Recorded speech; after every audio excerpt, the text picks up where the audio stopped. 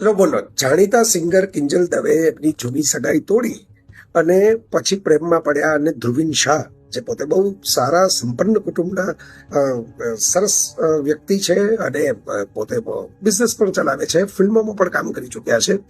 એમની સાથે જ્યારે સંબંધની પુષ્ટિ કરી તો એમને નાતબાર મૂકવામાં આવ્યા એવા અહેવાલ છે. વાહ વાહ વાહ વાહ વાહ!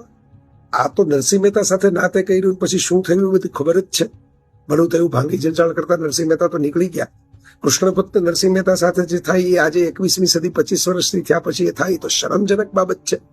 બ્રાહ્મણ સમાજમાં આવી બધી સંકુચિતતા ક્યાંથી આવી ગઈ? મારા પોતાના પરિવારની અંદર મેં આસપાસ જોયેલા મારા મિત્રોના કેટલા બધા પરિવારોની અંદર બ્રાહ્મણ દીકરા દીકરી હોય તો ઘણી બધી જ્ઞાતિઓમાં લવ મેરેજ કરેલા છે. કોઈને કોઈ રોકતું ટોકતું નથી. આ સમાજની ઠેકેદારી બધી જ આવી જાય છે. પછી આપણે સનાતનની વાતો કરવી છે, હિન્દુ એકતાની વાતો કરવી છે. એકતા તો રહેતી નથી, ખાલી જ્ઞાતિની વાત આવે એમાં. અને આ આંતરજ્ઞાતીય લગ્નોથી આટલો ભડકે જ શું કામ આ બધા હિન્દુઓ સમાજ? કારણ કે આપણા શાસ્ત્રોમાં તો કેવું લખેલું જ નથી કે આંતરજ્ઞાતીય લગ્નો ન કરવા. આપણા જે હીરોઝ કહેવાય એવા મોટા ભાગના ઈશ્વરો જે છે એને તો આવા લગ્નો કરેલા જ છે, પોતાના સંતાનોને કરાવેલા છે.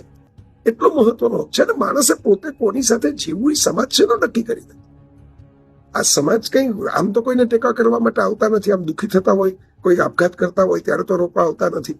અને કોઈ પ્રેમ લગ્ન કરે ત્યાં સમાજ છે એને અચાનક ઇન્સિક્યુરિટી લાગી જાય છે અને સમાજ ઠેકડા મારવા લાગે છે.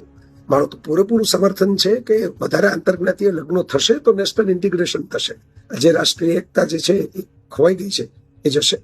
અને હું પોતે જ એક આંતરજ્ઞાતીય લગ્નનું સંતાન છું. બધા કઈ આંતરજ્ઞાતીય લગ્ન નિષ્ફળ જાય અને એના સંતાનો કઈ આગળ ન વધે એવું કઈ હોતું નથી. આ બહુ મોટી માન્યતા છે, ઇન્સિક્યુરેટ માન્યતા છે. ખરેખર તો મા બાપે ગોઠવેલા લગ્નોમાં ડિવોર્સ જાજા થાય છે પ્રેમ લગ્નો કરતા.